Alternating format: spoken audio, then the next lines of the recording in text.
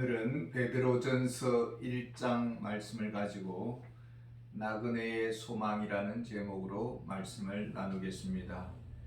베드로전서를 쓰신 분은 예수님의 제자 베드로입니다. 수신자는 아시아, 지금의 터키 지역에 흩어져 있는 성도들입니다. 베드로는 성도들을 나그네로 정의를 내리고 있습니다. 여행 중입니다. 하룻밤을 보내려고 합니다. 텐트를 칩니다. 다음 날이면 목적지를 향해서 떠납니다.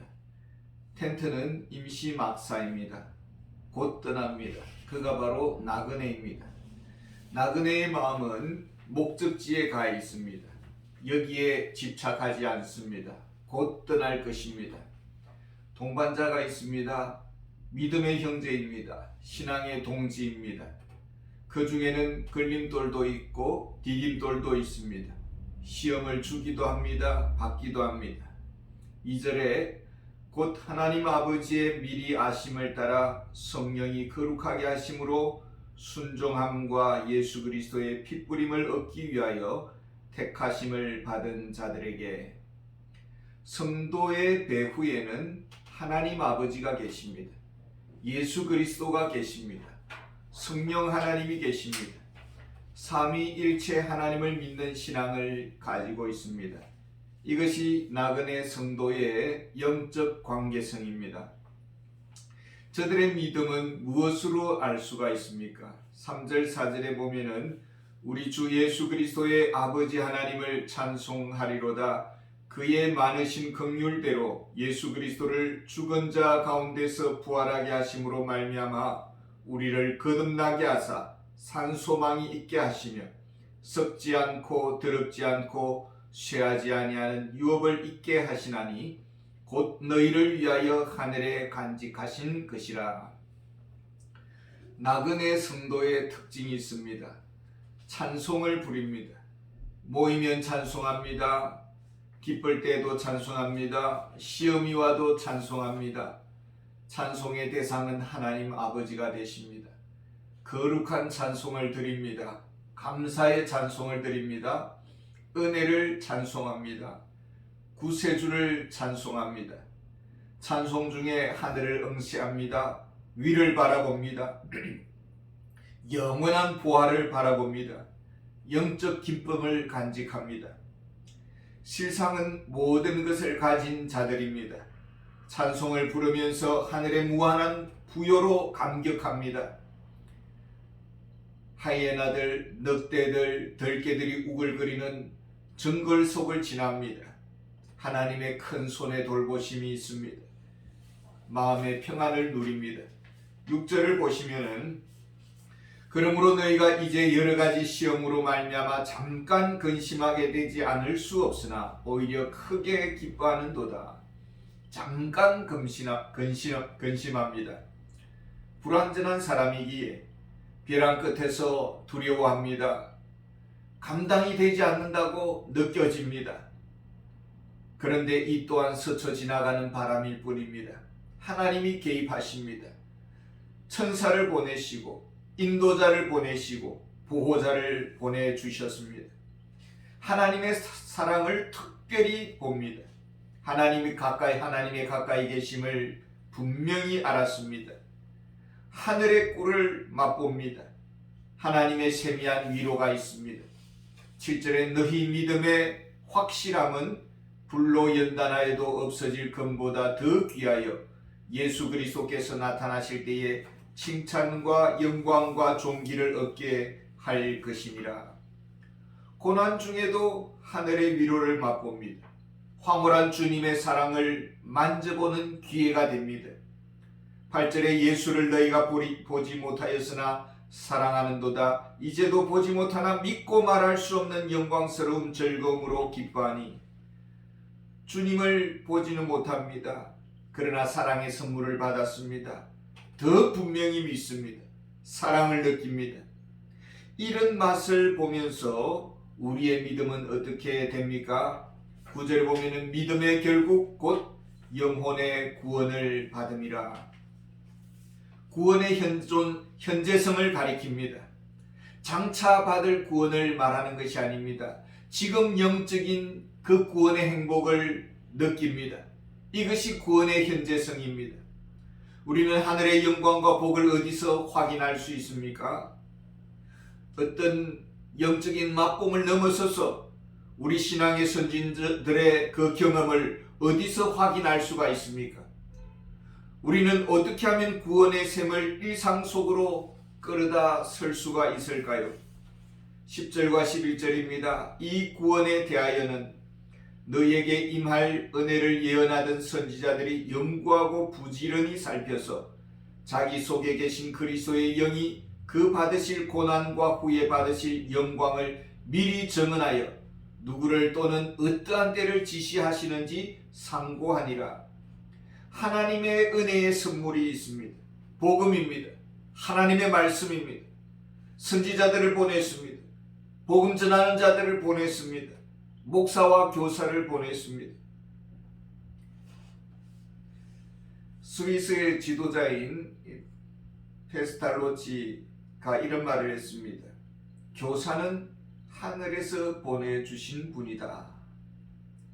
스위스는 지금도 교사의 이 봉급을 최고로 이렇게 지급을 합니다. 최고의 교사로서 우리 자녀들이 교육을 받고 있다는 이런 가치를 인식시켜 주는 것이죠. 우리 하나님께서 우리에게 가장 좋은 지도자를 보내주시고 또한 성령님을 보내주셔서 말씀을 깨닫게 해주시고 해석해 주십니다. 12절에 보면은 이 섬긴 바가 자기를 위한 것이 아니요 너희를 위한 것임이 계시로 알게 되었으니 이것은 하늘로부터 보내신 성령을 힘입어 복음을 전하는 자들로 이제 너희에게 알린 것이요 천사들도 살펴보기를 원하는 것이니라. 구원의 진리를 주셨습니다. 복음의 전달자를 보내주셨습니다. 인간의 언어로 우리의 수준에서 이해가 되도록 하늘의 영적인 가르침을 주십니다. 어떤 아이가 먼 여행을 떠납니다. 어머니께서 가방을 챙겨주시는데 그 지갑 속에 두둑하게 이렇게 달러를 챙겨주십니다. 이 아이는 달러가 어느 정도인지 이렇게 가끔씩 확인을 하는 것입니다. 이것은 하나의 종이에 불과하지만은 때로는 숙박료도 사용하기도 하고 음식점에서 맛있는 음식도 먹기도 합니다. 유람선을 탔습니다. 그 배 사각 안에는 교통비도 있지만은 식사값도 다 지불이 되어 있다고 합시다. 근데 사실은 이것을 알지 못한다면은 몸은 유람선에 탔지만은 그 유람선의 행복을 누리지를 못하는 불행한 여행을 하게 될 것입니다. 수많은 축복의 약속들을 어떻게 하면 우리가 누릴 수 있을까요? 10절에 보면은 선지자들이 연구하고 부지런히 살펴서 12절에 보면은 천사들도 살펴보기를 원하는 것이니라. 우리는 하나님의 그 축복의 약속들이 가득한 하나님의 말씀을 가까이 해야 합니다. 하나님은 누구에게 이런 은혜를 주십니까? 13절에 보면은 그러므로 너희 마음의 허리를 동이고 근신하여 예수 그리스도께서 나타나실 때에 너희에게 가져다 주실 은혜를 온전히 바랄지어다. 하늘의 복을 사모해야 합니다. 선물을 온전히 바라보아야 합니다. 이런 영적인 집중력은 어디서 나오는 것입니까? 14절에 보면은 너희가 순종하는 자식처럼 전에 알지 못할 때에 따르던 너희 사욕을 본받지 말고. 우리의 영적인 집중력에 방해꾼이 있습니다. 은혜를 사모하는데 장애가 있습니다. 땅의 것에 집착하면은 하늘의 통장 액수가 잘 보이지 않는 것입니다. 우리가 비본질적인 문제에 너무 집착하면은 본질이 보이지 않는 것입니다. 15절 16절에 오직 너희를 부르신 거룩한 이처럼 너희도 모든 행실에 거룩한 자가 되라. 기록되었으되 내가 거룩하니 너희도 거룩할지어다 하셨느니라. 주님의 관점에서 보겠습니다. 우리 예수님이 욕심이 많았더라면 어떻게 되었을까요? 우리를 위해 죽지 않았을 것입니다. 그렇다면 예수님의 그 죽으심, 그 동기에는 무엇이 있습니까?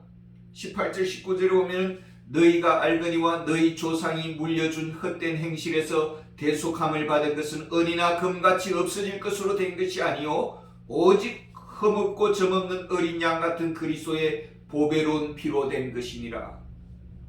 주님은 우리를 위해서 피를 흘려 주셨습니다. 우리의 죄의 대가를 지불해 주셨습니다.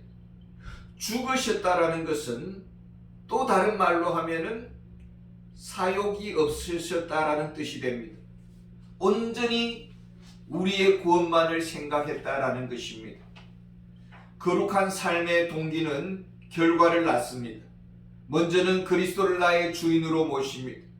나는 주님의 종입니다. 주님을 사랑하는 종입니다. 사랑하기 때문에 순종합니다.